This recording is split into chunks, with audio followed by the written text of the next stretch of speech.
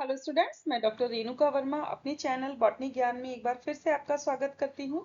हमारा आज का जो टॉपिक है वो है ब्राइट फील्ड माइक्रोस्कोपी, जो again RPSC assistant professor botany के पेपर फर्स्ट की यूनिट 12 का टॉपिक है। तो इस टॉपिक को स्टार्ट करने से पहले अगर आप मेरे चैनल पर नए हैं तो प्लीज मेरे चैनल को सब्सक्राइब कर दीजिए और बेल बटन दबाकर नोटिफिकेशन स्टार्ट करना ना भूलें। और अगर आपको लगता है कि मेरे वीडियोस हेल्पफुल हैं तो इन्हें लाइक एंड शेयर जरूर करें। तो स्टार्ट करते हैं आज का टॉपिक, ब्राइट फील्ड माइक्रोस्कोपी। तो ये जो टॉपिक है इसमें जिस माइक्रोस्कोप का हम नाम ले रहे हैं वो है ब्राइट फील्ड माइक्रोस्कोप। नाम से ही पता चल रहा है कि इस टाइप की जो माइक्रोस्कोपी है उसमें फील्ड को ब्राइट किया जाता है, यानी कि सिंपल सी टेक्निक है ये ऑप्टिकल माइक्रोस्कोप होता है जो कि लाइट रेज का यूज करता है, जिससे कि जो डार्क या ब्राइट बैकग्राउंड है उसके अगेंस्ट एक डार्क इमेज प्रोड्यूस होती है जो कि हमें इजीली दिखाई देती है। यानी कि सिंपल सी चीज है कि बैकग्राउंड यहाँ ब्राइट होता है और जो इमेज हमें दिखाई देती है वो डार्क होती है।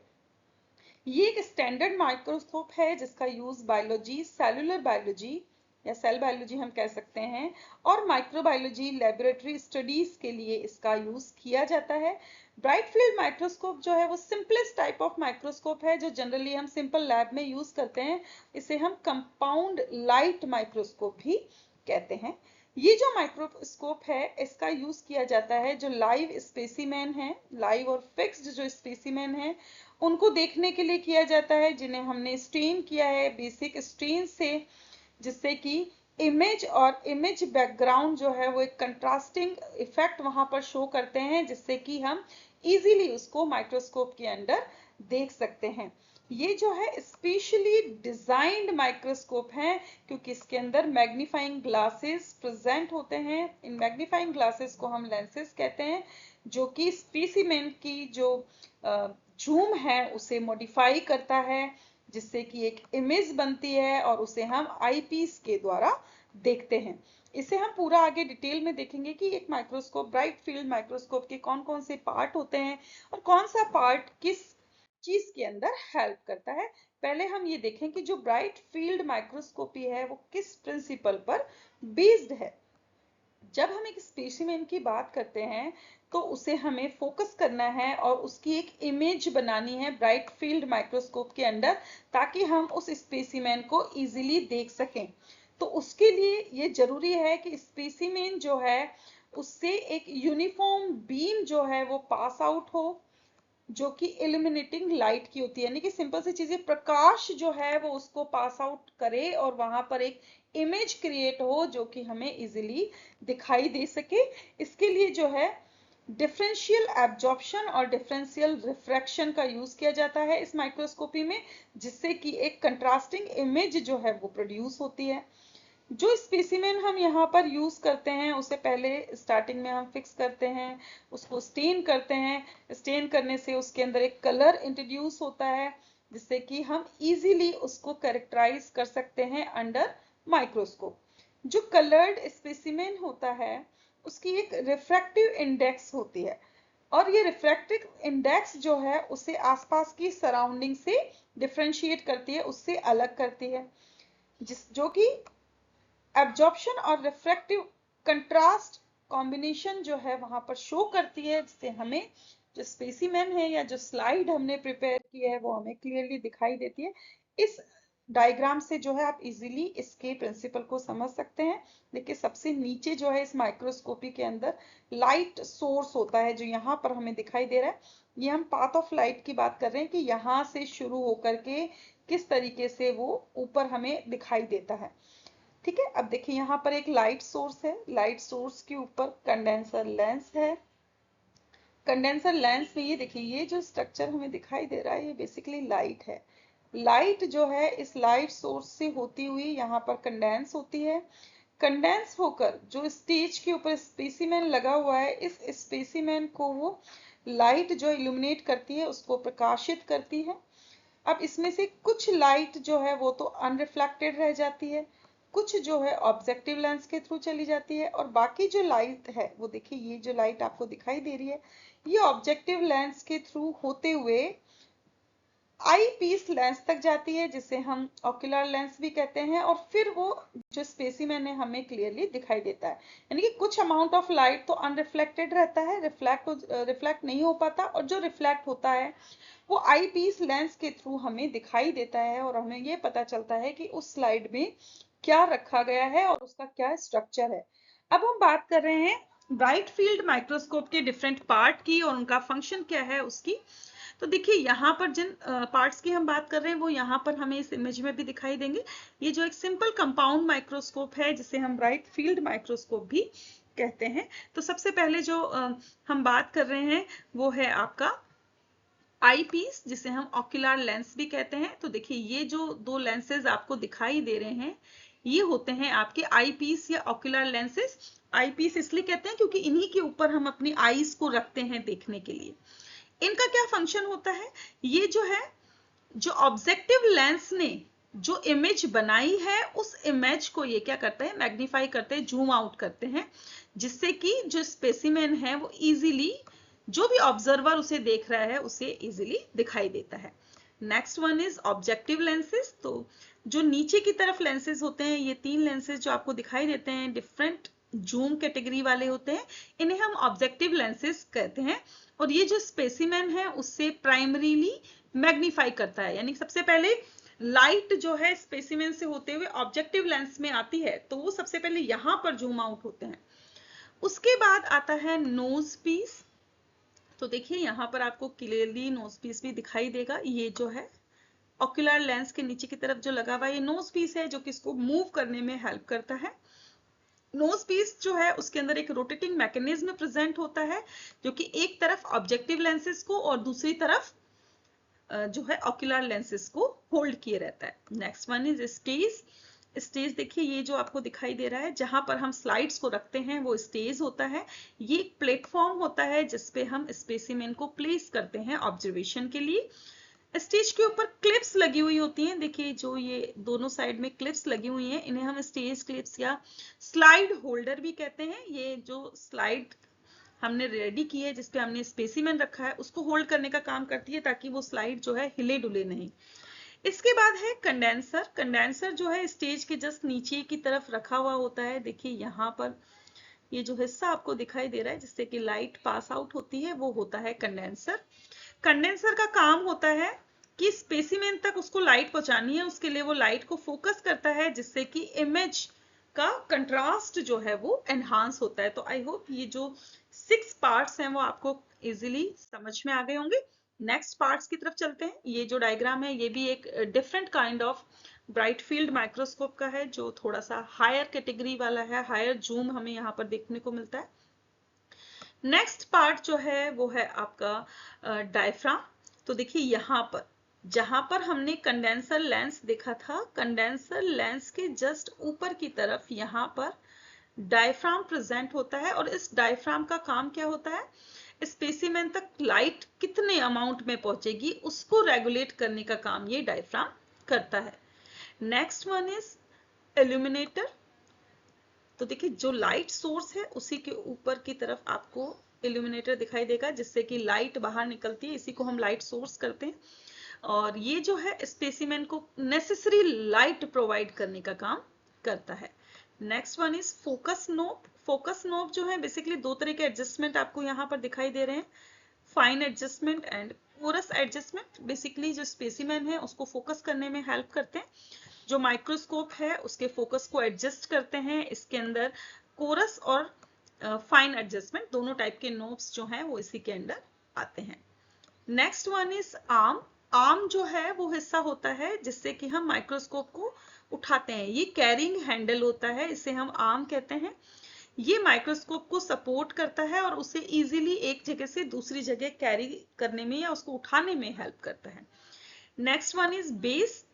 बेस जो ये नीचे का हिस्सा होता है इसको हम बेस कहते हैं, जिसपे माइक्रोस्कोप के सारे जो लेंसेज है या सारे के सारे पार्ट जो हैं वो टिके हुए होते हैं। तो ये माइक्रोस्कोप को स्टेबिलिटी प्रोवाइड करता है, और जो इल्यूमिनेटर है उसके लिए ये घर की तरह काम करता है। Next one is body tube. देखिए ये भी एक डिफरेंट काइंड ऑफ माइक्रोस्कोप है। मैंने आपको 3 तरह के माइक्रोस्कोप के यहाँ पर डायग्राम लगाए हैं, तीनों ही ब्राइट फील्ड माइक्रोस्कोप या कंपाउंड लाइट माइक्रोस्कोप। कहलाते हैं। तो बॉडी ट्यूब की अगर हम बात करें तो देखिए ये हिस्सा आपने देखा होगा, इसी तरह का माइक्रोस्कोप जो है जनरली हम लैब्स के अंदर देखते हैं। तो जो आईपीस है, जो ऑब्जेक्टिव लेंस है, उसके बीच का जो ट्यूब लाइक स्ट्रक्चर होता है उसे हम बॉडी ट्यूब कहते हैं। और इसका काम क्या होता है, ये आई पीस को और ऑब्जेक्टिव लेंस को आपस में कनेक्ट करने में हेल्प करता है और लाइट के करेक्ट ऑप्टिकल पाथ को इंश्योर करता है। मतलब लाइट जो है इजीली ऑब्जेक्टिव लेंस से होते हुए आई पीस तक इसी की हेल्प से पहुंचती है। Next one is light intensity control. Light intensity control जो है वो यहाँ पर नीचे की तरफ होता है कि लाइट की कितनी इंटेंसिटी जो है ऊपर तक जानी है, या इल्यूमिनेटर जो है उसकी ब्राइटनेस को एडजस्ट करने के लिए ये कंट्रोल होता है। जो इस वाले माइक्रोस्कोप में इस इल्यूमिनेटर जो मिरर होता है उस मिरर को ऊपर नीचे करने में हेल्प करता है। इसके बाद आता है स्टेज एडजस्टमेंट। ये जो है ये हिस्सा आपको दिखाई दे रहा है, राउंड वाला हिस्सा, जिसे हमने कहा था कि ये हैंडल है और इसको हम इजीली माइक्रोस्कोप को उठाने के लिए हेल्प करते हैं। ये स्टेज एडजस्टमेंट माइक्रोस्कोप को हॉरिजॉन्टल मूवमेंट में हेल्प करता है, यानी कि अगर हम बैठे बैठे भी किसी स्लाइड को देखना चाहते हैं तो ये इस पूरे के पूरे हिस्से को मूव करने में हेल्प करता है। तो ये जो है डिफरेंट पार्ट्स थे ब्राइट फील्ड माइक्रोस्कोप के। अब हम ब्राइट फील्ड माइक्रोस्कोप का मैग्निफिकेशन जो है उसकी बात करेंगे। और मैग्निफिकेशन जो है वो दो लेंसेस के थ्रू काम करता है। यानी कि बेसिकली अगर हम बात करें कि अगर हम माइक्रोस्कोप की मैग्निफिकेशन की बात करते हैं तो माइक्रोस्कोप का जो मैग्निफिकेशन होता है वो दो लेंसेस के साथ साथ वर्क पर या उसकी टुगेदर वर्क पर काम करता है, स्मूथली हेल्प करता है, जो कि आपका ऑब्जेक्टिव लेंस और आईपीस। क्योंकि हमने अभी पीछे पढ़ा था कि ऑब्जेक्टिव लेंस प्राइमरीली मैग्नीफाई करता है और जो आई पीस या ऑक्यूलर लेंस है वो सेकेंड टाइम उसको जूम आउट करने में हेल्प करता है। तो ऑब्जेक्टिव लेंसेज जो हैं ये लेंस वो होते हैं जो स्पेसिमेन के बिल्कुल पास में प्रेजेंट होते हैं। ये जो तीन लेंसेज आपको दिखाई दे रहे हैं ये आपके ऑब्जेक्टिव लेंसेज होते हैं और इनका काम होता है क्लियर और लार्ज इमेज को बनाना। स्पेसिमेन की क्लियर और लार्ज इमेज को ये बनाते हैं और इनका जो मैग्निफिकेशन है वो 4x से लेकर के 10x यानी 4 से 10 गुना तक ये उसको जूम आउट कर सकते हैं। अगर हम बात करें लो पावर लेंसेज की, देखो यहाँ पर लिखा भी होता है, अगर आपने लेबोरेटरी में देखा है तो इसमें 10 एक्सेस 40 एक्सेस 45 एक्सेस ऐसे लिखा हुआ होता है। और अगर हम बात करते हैं हाई पावर या ऑयल इमर्सन लेंसेज की तो इनकी जो जूम कैपेबिलिटी होती है वो 40x से 100x तक होती है, यानी कि 40 से 100 गुना तक बढ़ा करके हम देख सकते हैं। यानी कि ऑन एन एवरेज अगर हम बात करें तो ऑब्जेक्टिव लेंसेज जो हैं वो 4 गुना से लेकर के 100 गुना तक जूम आउट करने में हेल्प करते हैं। नेक्स्ट हम बात करते हैं अगर आई पीस या ऑक्यूलर लेंसेज की, तो इसमें आपने देखा होगा कि आई पीस में हम इजीली जो है लेंसेज को निकाल करके चेंज कर सकते हैं। तो ये कहाँ प्रेजेंट होता है, ये ऊपर की तरफ लोकेट होता है और इस वाले हिस्से से जो ऊपर वाला हिस्सा है यहाँ पर हम जो है इजीली लेंसेज को रिमूव करके दूसरा लेंस लगा सकते हैं और इसी से हम देखते हैं, इसीलिए इसको आई पीस कहा जाता है और ये इमेज को बाद में और लार्ज बनाने में हेल्प करता है। जो मोस्ट कॉमनली आई पीस हम यूज करते हैं वो 10x होता है और ये इससे कम या ज्यादा भी हो सकता है। यानी कि अगर हम इसकी मैग्निफिकेशन कैपेबिलिटी की बात करें तो आईपीस जो है उसकी मैग्निफिकेशन कैपेबिलिटी होती है 8x to 12x।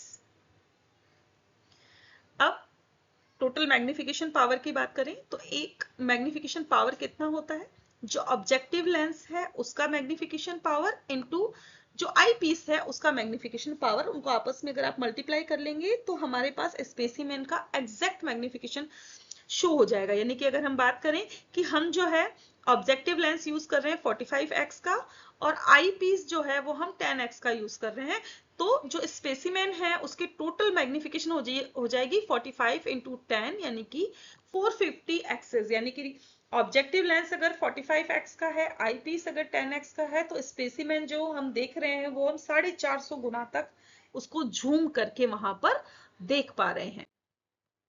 अब हम बात करते हैं एप्लीकेशंस की कि ब्राइट फील्ड माइक्रोस्कोप की एप्लीकेशन क्या है। पहले हम देखते हैं फंडामेंटल बायोलॉजी में। तो जो साइंटिस्ट हैं उन्हें सिंगल सेल और मल्टी सेल्ड ऑर्गेनिज्म किस तरीके के दिखाई देते हैं, किस तरीके से वो बने होते हैं, किस तरीके से वो काम करते हैं, इनको समझने में ये हेल्प करता है। जब हम माइक्रोस्कोप की बात करते हैं तो हम इसके अंदर लार्ज स्ट्रक्चर देख सकते हैं सेल के, साथ ही साथ टाइनी डिटेल्स को भी देख सकते हैं। यानी कि फंडामेंटल बायोलॉजी जो है उसमें हम किसी भी स्लाइड को अगर देखते हैं, किसी भी ऑर्गेनिज्म का अगर हम स्पेसिमेन प्रिपेयर करते हैं तो उसकी छोटी से छोटी डिटेल से लेकर के बड़ी से बड़ी डिटेल को भी हम ब्राइट फील्ड माइक्रोस्कोप की हेल्प से देख सकते हैं। साइटोजेनेटिक्स में भी ये हेल्प करता है, क्योंकि हम जो है यहाँ पर क्रोमोसोम्स को देख सकते हैं मेटाफेज स्टेज के दौरान, जो कि सेल डिवीजन की एक स्टेज होती है। यहाँ पर हम कॉल्चिसिन नाम की जो केमिकल का यूज करते हैं। कॉल्चिसिन क्या करता है, सेल्स को मेटाफेज पर ही स्टॉप कर देता है, तो हम इजीली उसको देख सकते हैं। और वो उसके बाद पहले हमने क्या किया, कॉल्चिसिन को डाला। कॉल्चिसिन को डालने के बाद में हम उसे जिम्सा डाई से स्टेन करते हैं, जिससे कि क्रोमोसोम जो है वो स्टेन हो जाते हैं, जिससे कि हमें डीएनए के एडेनिन और थाइमिन रिच एरियाज जो है दिखाई देते हैं। मैग्निफिकेशन हम यहाँ पर 100x लेंसेज का यूज कर सकते हैं और इजीली क्रोमोसोम्स की डिटेल को स्टडी कर सकते हैं। माइक्रोबायोलॉजी और बैक्टीरियोलॉजी की अगर हम बात करें तो यहाँ पर हम बैक्टीरिया की शेप देख सकते हैं, उसका अरेंजमेंट देख सकते हैं।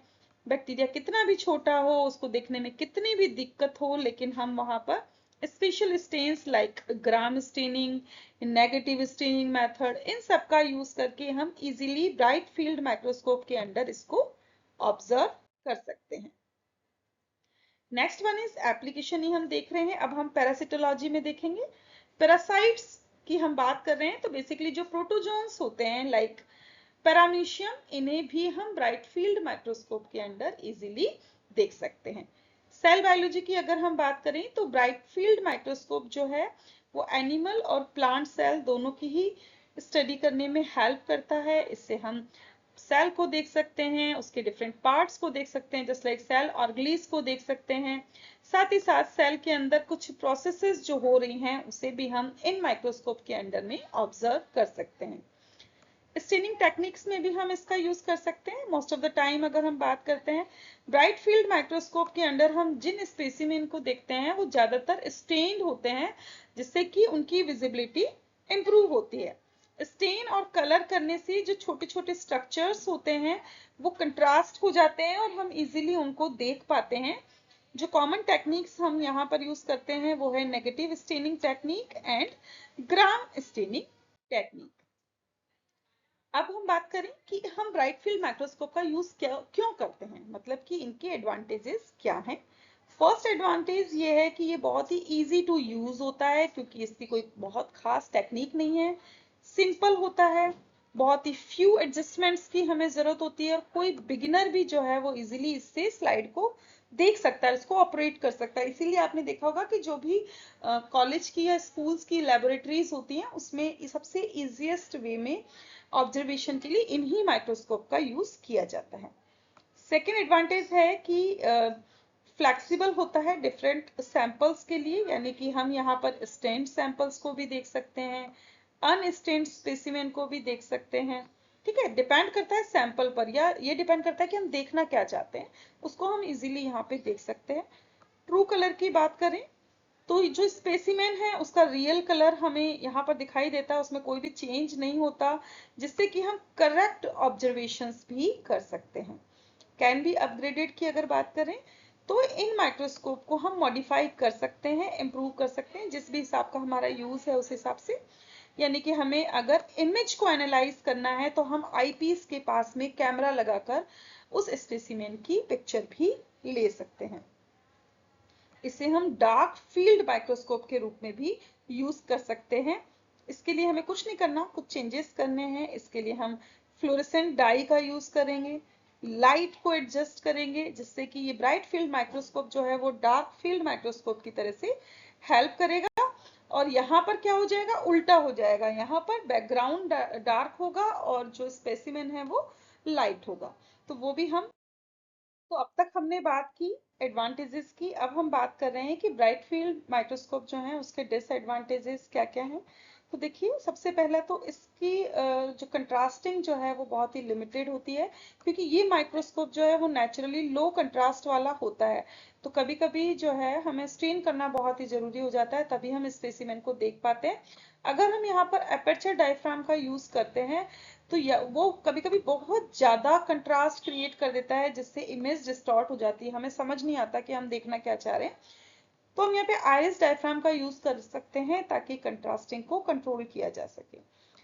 नेक्स्ट डिसएडवांटेज है रेस्ट्रिक्शन ऑन लाइव स्पेसिमेंस, यानी कि जो ब्राइट फील्ड माइक्रोस्कोप हैं उनके अंडर में हम जो लाइव स्पेसिमेंस हैं जस्ट लाइक बैक्टीरियल सेल जो होती हैं, लाइव बैक्टीरियल सेल्स, उनको हम नहीं देख सकते, उसके लिए ये सूटेबल नहीं है, क्योंकि इसे जो है डिजाइन किया गया है फिक्स स्पेसिमेन को देखने के लिए, जो फिक्सेटिव के साथ फिक्स स्पेसिमेन है उनको देखने के लिए डिजाइन किया गया है। तो इसकी एक लिमिटेशन है कि हम कुछ बायोलॉजिकल स्टडीज में इसको यूज नहीं कर सकते, कुछ में ही यूज कर सकते हैं। मैग्निफिकेशन कॉन्स्टेंट्स की बात करें तो इसका जो मैक्सिमम मैग्निफिकेशन है वो यूजुअली 100x होता है, और अगर हम उसको अपग्रेड भी करें तो वो 1000x तक ही होता है। यानी कि अगर बहुत ज्यादा छोटे स्ट्रक्चर्स जो हैं तो उन्हें हम नहीं देख पाते, तो ये एक इसकी लिमिट है कि बहुत ज्यादा हम जूम आउट नहीं कर सकते। नेक्स्ट इज स्टेनिंग चैलेंजेस, यानी कि अगर हम बात करें तो यहाँ पर ये जरूरी है कि जो स्पेसिमेन हम यूज कर रहे हैं उसकी स्टेनिंग हमें करनी ही करनी है, ये नेसेसरी है। और स्टेनिंग टाइम कंज्यूमिंग हो सकती है, कॉम्प्लिकेटेड हो सकती है, और कभी कभी क्या होता है कि सैंपल को कंटामिनेट कर देती है और जो हम देखना नहीं चाहते वो भी हमें वहां पर दिखाई देता है, यानी कभी कभी अनवांटेड डिटेल्स को इसके अंदर ऐड कर देती है। Next one is potential for specimen damage. हम कवर स्लिप या ऑयल इमर्शन का हेल्प यूज करते हैं क्लियर विजिबिलिटी के लिए, तो उससे क्या होता है कभी कभी जो डेलिकेट स्पेसिमेन है वो डैमेज हो सकता है।